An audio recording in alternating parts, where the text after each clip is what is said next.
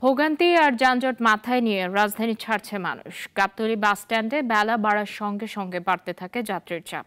বরাবরের মতো এবারও কাউন্টারগুলোতে ছিল বাড়তি ভাড়া আদায়ের অভিযোগ।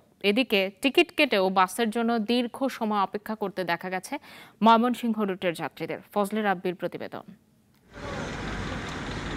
রাজধানীর গাবতলী বাস টার্মিনাল উৎসব উদযাপন আর শেকড়ের টানে ছুটছে মানুষ। সকাল থেকে কাউন্টারগুলোতে অন্যান্য দিনের মতো চাপ দেখা গেলেও বেলা বাড়ার সঙ্গে সঙ্গে বাড়তে থাকে যাত্রীর চাপ। বরাবরের মতো যাত্রীদের কণ্ঠে এবারও বাড়তি ভাড়া আদায়ের অভিযোগ। তবে এই অভিযোগ অস্বীকার করে কাউন্টার কর্তৃপক্ষের দাবি নির্ধারিত ভাড়াই নেওয়া হচ্ছে।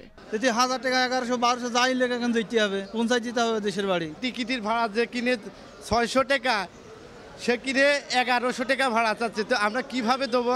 নর্মাল এসির ভাড়া হচ্ছে গিয়ে 1200 টাকা, আমি সেখানে 1100 টাকা নিচ্ছি। তারপরে আমরা ইকোনমি ক্লাস যেটা বলে ওটার ভাড়া হচ্ছে গিয়ে 1400 টাকা, আমি 1300 টাকা নিচ্ছি। আর বিজনেস ক্লাসের ভাড়া হচ্ছে গিয়ে আপনার 1800 টাকা, সেখানে আমি 1600 টাকা নিচ্ছি। আমরা কম নিচ্ছি যাত্রীদের কাছ থেকে, বেশি নিচ্ছি। এবার মানুষ ধীরে সুস্থে খুব ফ্রি ভাবে যেতে পারছে। এদিকে টিকিট কেটেও বাসের জন্য দীর্ঘ সময় অপেক্ষা করতে দেখা গেছে মহাখালী বাস টার্মিনালের যাত্রীদের। তাদের দাবি যথাসময়ে বাস না ছাড়ায় তীব্র ভোগান্তির শিকার হচ্ছেন তারা। কাউন্টার কর্তৃপক্ষ বলছে বাস স্বল্পতার কারণে যাত্রীদের এই ভোগান্তি। টিকিট আছে কিন্তু বাস আসতেছে না। সবাই আমরা এনার যাত্রী, সো ওই অনুযায়ী বাসের সংখ্যা অনেক কম। টিকিট কাটছি কিন্তু বাস আসতেছে না, অনেকক্ষণ ধরে দাঁড়ায় আছি, প্রায় ঘন্টা দেড়েক হয়ে গেছে। যাত্রীর চাপের কারণে সব গাড়িগুলো ময়মনসিংহ চলে গেছে। এখন ময়মনসিংহ থেকে গাড়িগুলো ফেরত আসতেছে, ঠিক আছে। এই ক্ষেত্রে গাড়িগুলো আসতে যতটুকু সময় লাগে আমাদের। ঈদ উপলক্ষে দেশের বিভিন্ন রুটে বাসের সংখ্যা বাড়ানো হোক, এমনটাই দাবি যাত্রীদের।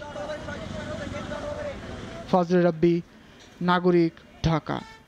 ওয়ালটন ফ্রিজ কিনে অনেকের মতো আপনিও হয়ে যেতে পারেন মিলেনিয়াল।